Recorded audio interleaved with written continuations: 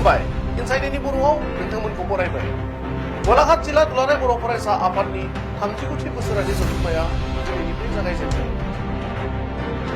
आसाम नागालेण्ड सीमा सेराव थानाय धुपगुरि हालामाव गलाघाट जिल्ला दुलाराय बर' फरायसा आफादनि 39थि जथुम्माखौ सानथामनि मेहेरगोनां हाबाफारिजों दिनैनिफ्राय जागायजेनबाय। मख'नो गोनांदि जागायजेननाय सिगां जथुम्माखौ मोजाङै मोजां खुंफुंनो थाखाय बान्जाय आफादनिफ्राय मोनफ्रोम बिथिङाव थियारि जानायखौ नुनो मोन्दों। लोगोसेनो बे जथुम्मानि सायाव गलाघाट जिल्ला दुलाराय बर' फरायसा आफादनि आफादगिरि दिनेश ब्रह्मआ खौरां बिजोंनि गेजेरजों ओरैबायदि फुंनि 8 बाजिनिफ्रायनो जोंना हाबाफारि दङ। जोंनि गाहाय पेन्डेल बेखेवनाय, थान्दै बादा बेखेवनाय, आलासि जिरायसालि बेखेवनाय, बिदिनो गोबां बेखेवनाय हाबाफारि जोंना फुंनि बेलायाव दङ।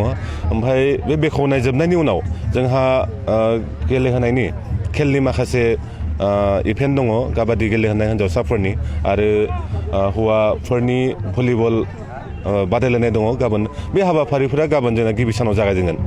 बिनि उनाव नैथि सानाव जोंना फिरफिला बिरहोनाय दङ।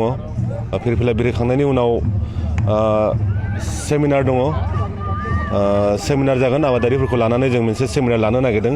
बे सेमिनारखौ बेखेवगोन जोंनि BKWSनि मानगोनां चिफ मुस्लिम मिहिनेश्वर बसुमतारी बिथाङा बेखेवना होफैगोन।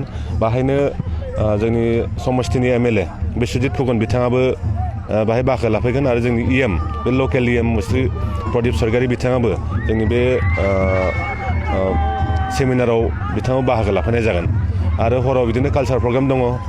बिनि उनाव जोबथा दिना जोंना गेवलां मेल दङ। गेवलां मेलाव जों BTCनि चिफ मुस्रि प्रमद बर' बिथांखौ जों हांख्रायदों। जोंनि मानगोनां दुलाराय बर' फरायसा आफादनि आफादगिरि मुस्रि दिपेन बर' बिथाङाबो जोंनि गेवलां मेलाव बाहागो लाफैगोन। बिथाङाबो फैगोन जोंनि गेवलां मेलाव आरो बिदिनो गोबां आलासि जों हांख्रायदों।